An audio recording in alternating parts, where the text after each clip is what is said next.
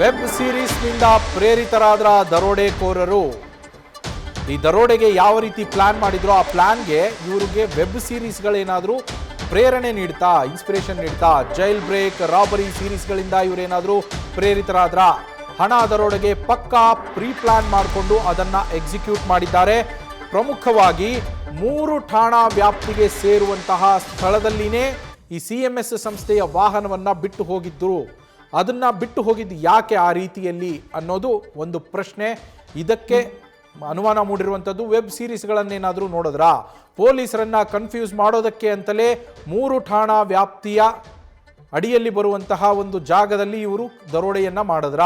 ಯಾವ ಠಾಣೆ ಅನ್ನೋ ಕನ್ಫ್ಯೂಷನ್ನು ಪೊಲೀಸರಿಗಾದರೆ ಅದು ತಮಗೆ ವರವಾಗತ್ತೆ ಅಂತೇಳಿ ರಾಬರ್ಸ್ಗೆ ಇದು ವರ ಆಯ್ತಾ ನಿಜವಾಗ್ಲೂ ಅವ್ರು ಅಂದ್ಕೊಂಡಂತೆ? ದಿ ಗ್ರೇಟ್ ರಾಬರಿ ಪಟ್ಟಿಗೆ ಏನಾದರೂ ಸೇರತ್ತಾ ಅನ್ನೋ ಪ್ರಶ್ನೆ ಮೂಡ್ತಾ ಇದೆ. ಇದ್ರ ಬಗ್ಗೆ ನಮ್ಮ ಪ್ರತಿನಿಧಿ ಶಿವಕುಮಾರ್ ಘಟನೆ ನಡೆದ ಸ್ಥಳದಿಂದಲೇ ಒಂದು ಗ್ರೌಂಡ್ ರಿಪೋರ್ಟ್ ಕೊಟ್ಟಿದ್ದಾರೆ, ನೋಡ್ಕೊಂಡ್ಬರೋಣ.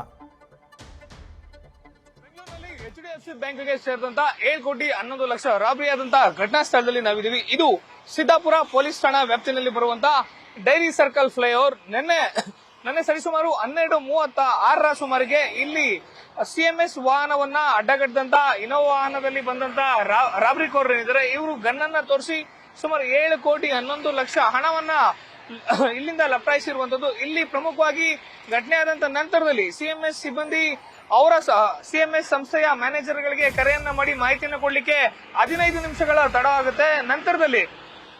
ನಂತರದಲ್ಲಿ CMS ಮ್ಯಾನೇಜರ್ಗಳಿಂದ ಪೊಲೀಸರಿಗೆ ಕರೆ ಹೋಗುತ್ತೆ. ಸುಮಾರು 12:36 ಸುಮಾರಿಗೆ ಘಟನೆ ಆಗುತ್ತೆ. ಆದ್ರೆ ಪೊಲೀಸರು ಘಟನಾ ಸ್ಥಳಕ್ಕೆ ಬರೋ ಅಷ್ಟೊತ್ತಿಗೆ 1:30 ಆಗಿರುತ್ತೆ. ಪೊಲೀಸರು ಘಟನಾ ಸ್ಥಳಕ್ಕೆ ಬಂದು ಈ ಒಂದು ಫ್ಲೈಓವರ್ ಏನಿದೆ ಇದು ಸರಿಸುಮಾರು ಕೇವಲ 10-20 ಮೀಟರ್ ಅಲ್ಲಿ 3 ಪೊಲೀಸ್ ಠಾಣಾ ವ್ಯಾಪ್ತಿನಲ್ಲಿ ಬರುತ್ತೆ. ಘಟನಾ ಸ್ಥಳದ ಬಲಭಾಗ ಈ ಒಂದು ಘಟನಾ ಸ್ಥಳ ಏನಿದೆ ಡೈರಿ ಸರ್ಕಲ್ ಫ್ಲೈಓವರ್, ಇದರ ಬಲಭಾಗದಲ್ಲಿ ನೀವು ಗಮನಿಸಬಹುದು ಇದು ಸಿದ್ದಾಪುರ ಪೊಲೀಸ್ ಠಾಣಾ ವ್ಯಾಪ್ತಿಗೆ ಬರುತ್ತೆ. ಅಂದ್ರೆ ಫ್ಲೈಓವರ್ ಏನ್ ಘಟನಾ ಸ್ಥಳ ಇದೆ ಅದರ ಕೆಳಭಾಗ, ಜೊತೆಗೆ ಫ್ಲೈಓವರ್ ನ ಬಲಭಾಗ ಸಿದ್ದಾಪುರ ಪೊಲೀಸ್ ಠಾಣೆಗೆ ಬರುತ್ತೆ. ಜೊತೆಗೆ ಫ್ಲೈಓವರ್ ನ ಎಡಭಾಗ ಏನಿದೆ ಎಡಭಾಗ ಸದ್ಗುಂಟೆಪಾಳ್ಯ ಪೊಲೀಸ್ ಠಾಣಾ ವ್ಯಾಪ್ತಿಗೆ ಬರುವಂತದ್ದು. ಜೊತೆಗೆ ಇದೇ ಫ್ಲೈಓವರ್ ನ ಇದೇ ಮಾರ್ಗವಾಗಿ ಮುಂದೆ ಹೋದ್ರೆ ಅಂದ್ರೆ ಫ್ಲೈಓವರ್ಗೆ ಹತ್ತದಂತವರು ಫ್ಲೈಓವರ್ ನ ಇಳಿದ್ರೆ ಆಡ್ಗುಡಿ ಪೊಲೀಸ್ ಠಾಣಾ ವ್ಯಾಪ್ತಿಗೆ ಬರುತ್ತೆ. ಸುಮಾರು 1.5 ಕಿಲೋಮೀಟರ್ ಇರುವಂತಹ ಈ ಒಂದು ಫ್ಲೈಓವರ್ 3 ಪೊಲೀಸ್ ಠಾಣಾ ವ್ಯಾಪ್ತಿಗೆ ಹಂಚಿಕೆ ಆಗಿರುವಂತದ್ದು. ಅದರಲ್ಲಿ ಪ್ರಮುಖವಾಗಿ ಸದ್ಗುಂಟೆಪಾಳ್ಯ, ಸಿದ್ದಾಪುರ ಹಾಗೂ ಆಡ್ಗೋಡಿ 3 ಪೊಲೀಸ್ ಠಾಣಾ ವ್ಯಾಪ್ತಿನಲ್ಲಿ ಈ ಒಂದು ಫ್ಲೈಓವರ್ ಬರೋದ್ರಲ್ಲಿ ಪ್ರಮುಖವಾಗಿ ಸದ್ಗುಂಟೆಪಾಳ್ಯ, ಸಿದ್ದಾಪುರ ಹಾಗೂ ಆಡ್ಗೋಡಿ 3 ಪೊಲೀಸ್ ಠಾಣಾ ವ್ಯಾಪ್ತಿನಲ್ಲಿ ಈ ಒಂದು ಫ್ಲೈಓವರ್ ಬರೋದ್ರಲ್ಲಿ ಮೊದಲನೇದಾಗಿ ಲಿಮಿಟ್ಸ್ ಯಾರಿಗೆ ಬರೋದು ಅನ್ನೋದು ಚರ್ಚೆ ಆಗೋದಕ್ಕೇನೆ ಸುಮಾರು ಅರ್ಧ ತಾಸು ತಗೊಳ್ಳುವಂತದ್ದು. ತದನಂತರ ಹಿರಿಯ ಅಧಿಕಾರಿಗಳ ಗಮನಕ್ಕೆ ಸುಮಾರು 7 ಕೋಟಿ 11 ಲಕ್ಷ ಹಣ ರಾಬರಿ ಆಗಿರುವಂತದ್ದು ಗೊತ್ತಾಗ್ತಿದ್ದಂತೆ ಕೂಡಲೇ ಸಿದ್ದಾಪುರ ಪೊಲೀಸರಿಗೆ ಪ್ರಕರಣವನ್ನು ಹಸ್ತಾಂತರ.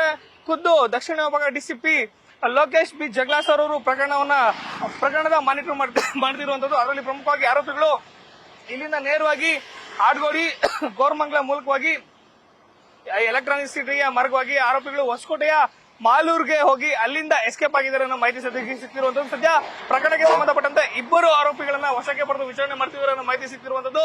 ಹೆಚ್ಚಿನ ವಿಚಾರಣೆ ಏನಿದೆ, ಜೊತೆಗೆ ಆರೋಪಿಗಳು ಹಣವನ್ನ ತಗೊಂಡು ಎಲ್ಲಿಗೆ ಹೋದ್ರು, ನಂತರ ಎಲ್ಲಿ ಎಕ್ಸ್ಚೇಂಜ್ ಮಾಡ್ಕೊಂಡ್ರು, ಪ್ರಕರಣದ ಮಾಸ್ಟರ್ ಮೈಂಡ್ ಯಾರು, ಇದರಿಂದ ಯಾರೆಲ್ಲ ಇದ್ದಾರೆ ಅನ್ನೋದು ಪೊಲೀಸರ ಮುಂದಿನ ವಿಚಾರಣೆಯಿಂದ ಗೊತ್ತಾಗಬೇಕಾಗಿದೆ. ಕ್ಯಾಮರಾ ಪರ್ಸನ್ ಮಧುಕುಮಾರ್ ಜೊತೆ Shivakumar, news first, Bengaluru. News first ನಿರ್ಭೀತಿಯಿಂದ ನಿಮ್ಮ ಪರವಾಗಿ.